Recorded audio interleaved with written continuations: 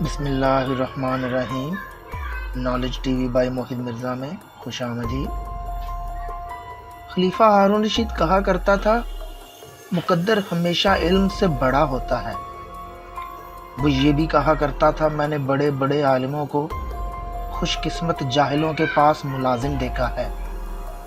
چنانچہ اللہ سے جب بھی مانگو مقدر مانگو، اللہ خوش قسمتی دے گا تو عقل اور علم خود بخود آ جائیں گے، اور اگر گھر میں بدقسمتی کے ڈیرے ہوں گے تو عقل فساد بن جائے گی اور علم محرومی۔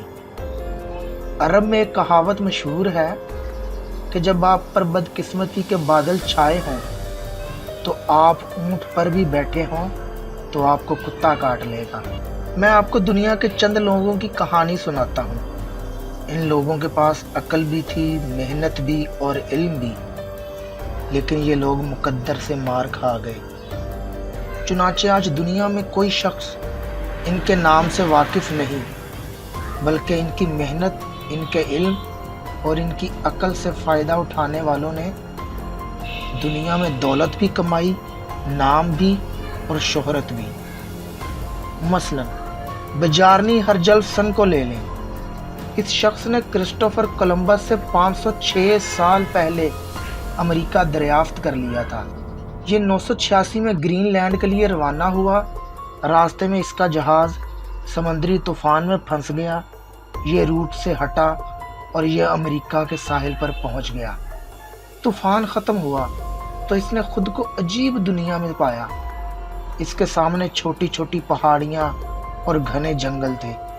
یہ نئی دنیا دیکھ کر ڈر گیا۔ اس کے ساتھیوں نے اس سے زمین پر اترنے کی درخواست کی، لیکن بجارنی نہ مانا۔ اس نے جہاز موڑا اور واپس گرین لینڈ چلا گیا۔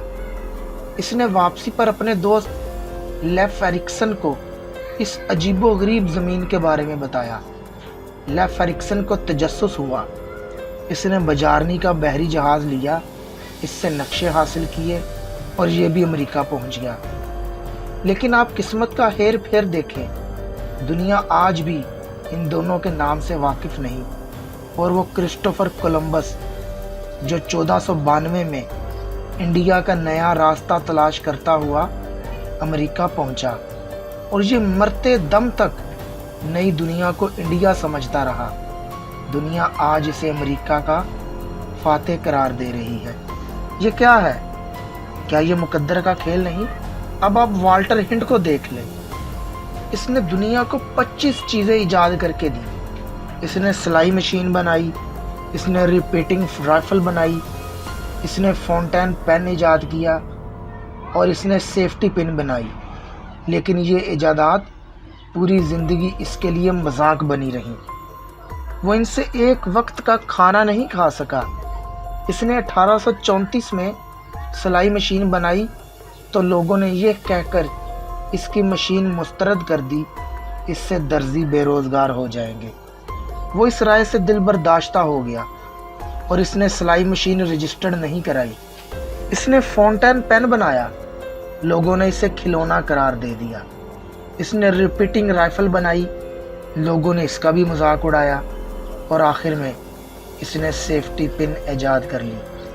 ہم سب والٹر ہنٹ کی بنائی سیفٹی پن استعمال کرتے ہیں، لیکن والٹر ہنٹ کو اس کا کوئی فائدہ نہیں ہوا تھا۔ اس نے سیفٹی پن کی رجسٹریشن $100 میں بیچ دی تھی۔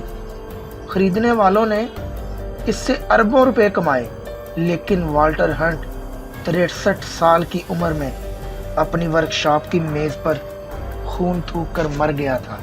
یہ کیا ہے؟ کیا یہ بدقسمتی نہیں؟ آپ ٹیلی فون کی کہانی بھی سن لیں۔ یہ ٹیلی فون جرمنی کے ایک اسکول ٹیچر فلپ رئیس نے 1860 میں ایجاد کیا تھا۔ وہ اس کے ذریعے گھر بیٹھ کر اپنے طالب علموں کو لیکچر دیتا تھا۔ اس آلے کو ٹیلی فون کا نام بھی فلپ رئیس نے ہی دیا تھا۔ وہ اس پر برسوں کام کرتا رہا۔ جب ٹیلی فون خوبصورت شکل میں آ گیا تو اس نے جرمنی کے چوٹی کے سائنسدانوں کے پاس بھجوایا، لیکن سب نے اسے کھلونا کہہ کر گودام میں پھینک دیا۔ اس وقت ایلیشیا گرے نام کا ایک دوسرا سائنسدان بھی ٹیلی فون پر کام کر رہا تھا، وہ بھی کامیاب ہو گیا، لیکن اسے یہ آلہ سائنسی لحاظ سے شاندار مگر بزنس کے پوائنٹ سے فضول دکھائی دیتا تھا۔ چنانچہ اس نے ٹیلی فون بنا کر دوستوں میں تقسیم کرنے شروع کر دیے۔ ٹیلی فون کے پہلے موجد فلپ رئیس کو ٹی بی ہوئی اور وہ 1874 میں انتقال کر گیا۔ گراہم بیل ان دنوں ٹیلی گراف کو بہتر بنانے پر کام کر رہا تھا، لیکن اس نے بھی اتفاقاً ٹیلی فون ایجاد کر لیا۔ وہ 1876 میں اپنی یہ ایجاد لے کر رجسٹریشن آفس پہنچ گیا اور اسے پیٹنٹ کروا لیا۔ ٹیلی فون کا دوسرا موجد ایلیشیا گرے بھی اسی دن رجسٹریشن آفس گیا، لیکن یہ گراہم بیل سے 2 گھنٹے لیٹ ہو گیا۔ چنانچہ ٹیلی فون کی عزت اور دولت دونوں گراہم بیل کے حصے میں آ گئیں۔ کیا یہ فلپ رئیس اور ایلیشیا گرے کی بدقسمتی نہیں تھی؟ تاریخ ایسی بے شمار داستانوں، ایسی ہزاروں لاکھوں کہانیوں سے بھری پڑی ہے۔ یہ لوگ عالم بھی تھے، عامل بھی، محنتی بھی، مخلص بھی، جرأت مند اور بہادر بھی، اور ان لوگوں نے اپنے مقصد کے لیے جانیں بھی دیں، لیکن ان کے پاس مقدر نہیں تھا۔ یہ خوش قسمت نہیں تھے، چنانچہ ان کی تیار فصلیں کھیتوں میں کھڑی رہ گئیں اور خوش قسمت لوگ راہ چلتے خوشی، کامیابی، شہرت اور نصیب سمیٹ کر گھر چلے گئے، اور ان کی نسلوں تک کا مقدر بدل گیا۔ میں قسمت کا حامی ہوں، میں محنت کی عظمت کا بھی دائی ہوں، اور میں عقل کو قدرت کا بڑا معجزہ سمجھتا ہوں۔ یہ عقل ہے جو انسان کو جانوروں کی سطح سے بلند کرتی ہے۔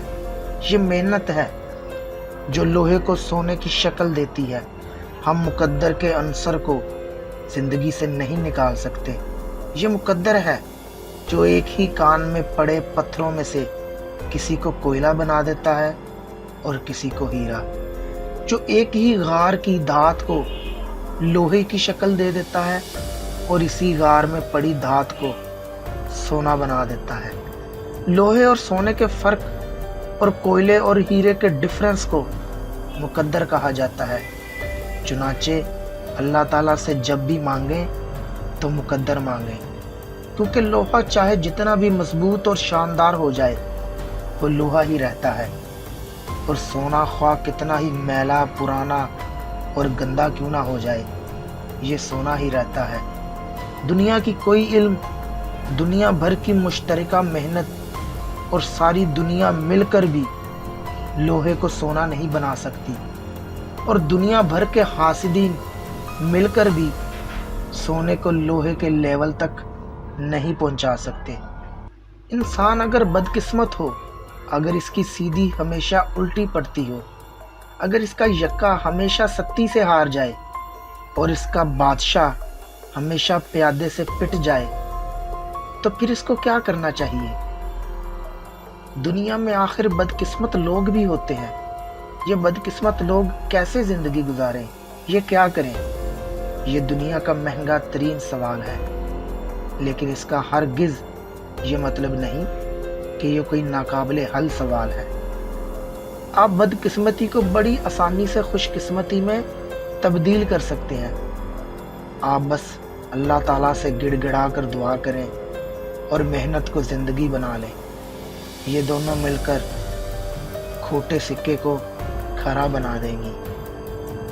اپنا اور اپنے سے وابستہ لوگوں کا بہت خیال رکھیے گا۔ اللہ حافظ۔